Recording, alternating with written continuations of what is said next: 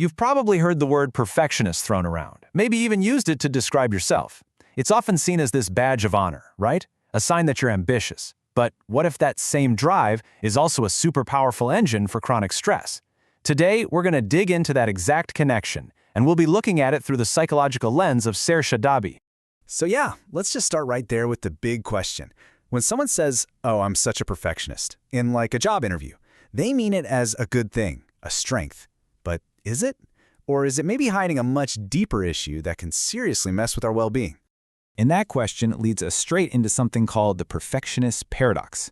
It's this really weird, tricky dynamic where the very thing that pushes you to do amazing work, well, that same thing becomes a massive source of psychological pressure and, honestly, a lot of suffering. This really gets to the heart of it. See, wanting to do well is healthy. We all want that. But perfectionism, that's a whole different beast.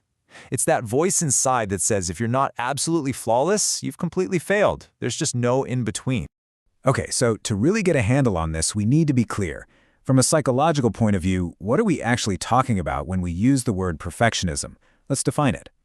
So notice the two key parts here. First, the standards are unrealistically high. We're talking beyond reasonable, sometimes even beyond humanly possible. And second, and this part is crucial, there's the harsh self-evaluation. It's that relentless inner critic that's always there, no matter what you achieve. And this whole thing tends to show up in three main patterns. First, you've got those crazy high personal standards we just talked about. Second, there's this deep, nagging fear of making a mistake. Any little error feels like a total disaster is about to happen. And third, there's a heavy reliance on what other people think. That feeling that your success doesn't even count until someone else signs off on it. All right, so we've got the mindset down. But how in the world does a psychological pattern actually become the physical, emotional reality of chronic stress? Let's trace the connection, step by step.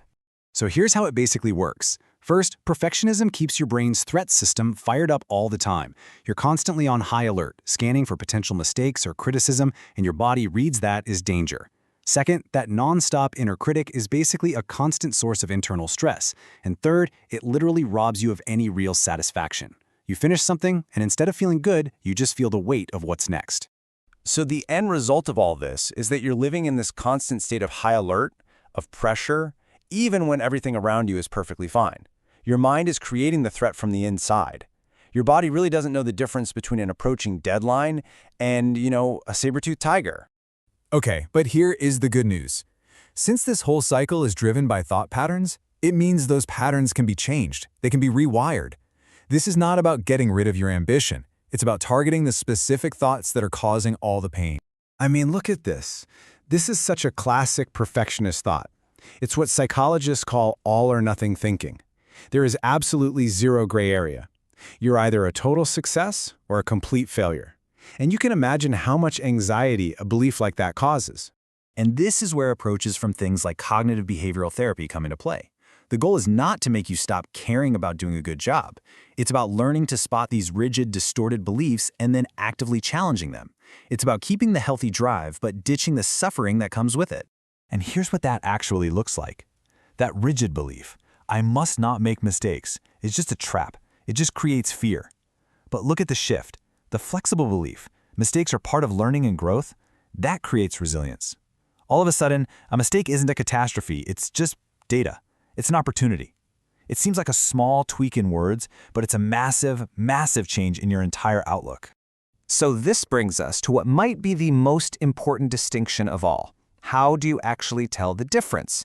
Where's the line between a healthy, productive drive for excellence and that harmful, maladaptive perfectionism we've been talking about? While healthy striving is all about growth, it's about the process. Maladaptive perfectionism, on the other hand, is driven by fear, the fear of not being good enough. Healthy striving sees a mistake and says, okay, what can I learn? Perfectionism sees that same mistake as proof that you're a failure.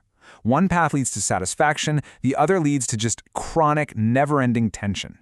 And if you take away just one thing today, let it be this. The line gets crossed the moment your sense of who you are, your self-worth, gets completely tangled up with how well you perform. The moment you start believing that you are only valuable if your work is perfect, that's the core of the problem. So, the way out of this isn't about lowering your standards or a stop trying.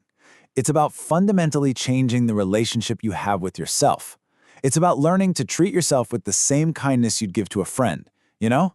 Allowing yourself to be a human who learns and grows, without that crushing weight of impossible expectations.